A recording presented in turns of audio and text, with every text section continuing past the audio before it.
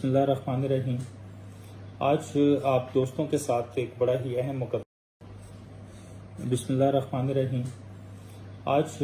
دوستوں کے ساتھ ایک بڑا ہی اہم مقدمہ ڈسکس کرنے لگے ہیں، اور اس میں جو فوجداری قانون سیکشن 489F ہے کہ جب بھی کسی کا کوئی چیک ڈس آنر ہو جائے تو اس کی گرانٹ آف بیل کس قانون کے تحت ہوتی ہے، اور اس کا ریفیوزل جو ہے جو کہ انتہائی اہم ہے کہ the grant of bail in 489F may be simple, but getting the bail rejected and denial of the bail, that is far more important. تو آج آپ سے اس بات پہ ہم قانونی طور پہ ڈسکس کریں گے کہ فوجداری قانون میں 489F کی بیل خارج ہو جانے کی کسی ملزم کی کیا کنڈیشنز ہیں اور 489F کی ایکسیپشنز کیا ہیں۔ تو 489F بیسیکلی از کہ جب بھی آپ کسی ری پیمنٹ آف لون یا کوئی مورل اوبلیگیشن پوری کرنے کے لیے کسی سے پیسے لیتے ہیں اور آپ وہ واپس نہیں کرتے اور آپ اپنا چیک ایشو کرتے ہیں اور وہ چیک جو ہے ڈس آنر ہوتا ہے، تو اس کے بعد 489F کے تحت پرچہ رجسٹر ہو جاتا ہے۔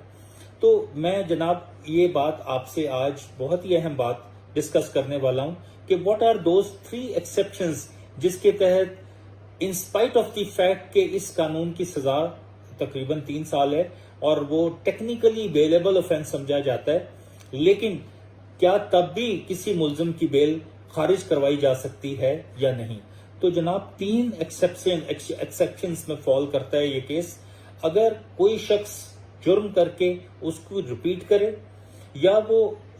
اس جرم کو کرنے کے بعد پھر سے احتمال ہو that he is going to repeat that offense، number 1۔ Number 2، اگر آپ کو یہ احتمال ہو کہ وہ آپ کا جو پروسیکیوشن کا ایویڈنس ہے وہ اس کو ٹیمپر ود کرے گا،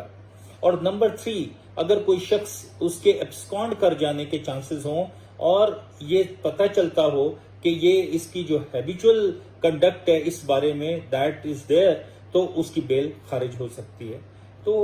سپریم کورٹ کی ایک ججمنٹ میں آپ کو اس میں ریفر کروں گا، that is very important judgment, وہ ہے PLD 2021 سپریم کورٹ پیج 903۔ اس کے تحت کوئی بھی شخص انسپائٹ آف دی فیکٹ کہ اس قانون کی سزا تھوڑی ہے، even then the bail can be refused to such man on the ground that if he has got more than 1 cases against him and he has absconded from the trial, and thirdly he is prone to repetition of the offense، تو اس ground کے اوپر بیل 489F میں بھی خارج کی جا سکتی ہے۔ تو یہ جو ہمارا مقدمہ ہے اس میں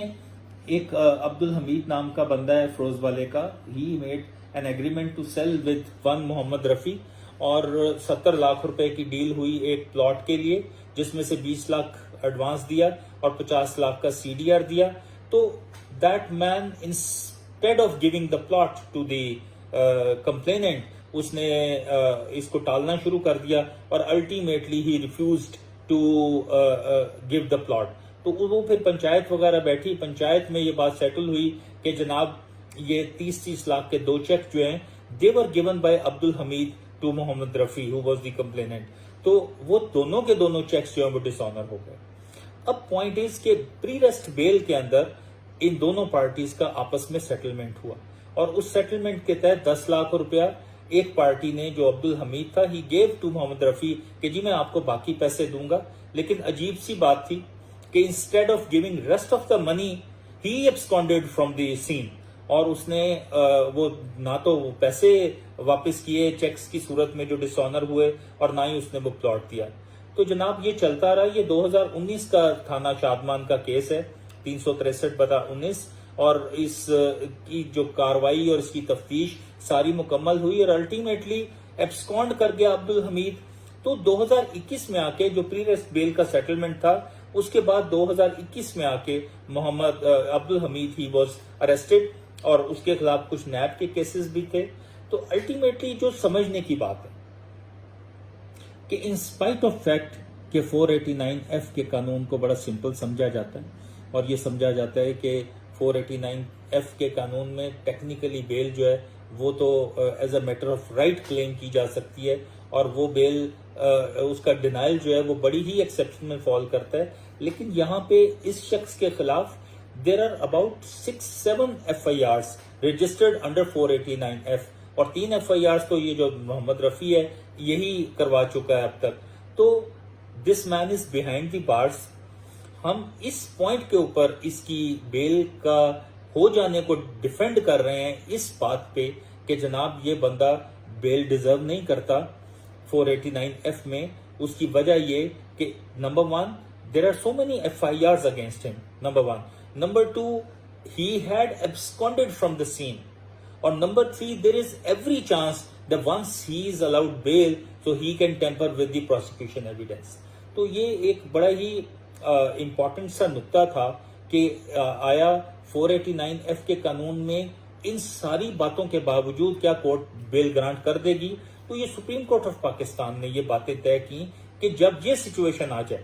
اور یہ 3 ایکسیپشنز کے اندر کسی کا کیس فال کر جائے so bail can be refuse to him. اور اس کیس میں بھی the bail was refuse to that man on the ground there were 8 cases registered against him in spite of the fact that it had just got 3 years imprisonment under the law, and the case did not fall within the prohibitory clause. But in spite of that, once there were so many cases registered against that man, so he was refused bail by the Honorable Supreme Court. تو آپ اس سارے معاملے کو اس طرح سے اپنے ذہن نشین کر لیں کہ 489F کی جو بیل ہے of course we can get the bail from the court with ease if it does not fall within the exceptions. اور اگر کبھی بھی یہ ایکسیپشنز میں فال کر جائے تو بیل can be got rejected from the Honorable Court on the points coming on and relying on the judgment of Honorable Supreme Court. تو میں یہ آج آپ سے یہ 489F کے قانون کو آپ سے ڈسکس کیا، اور اس میں جو ایکسیپشنز تھی that is a new thing. Otherwise تو 489F میں بیل جو ہے میجسٹیریل کورٹ سے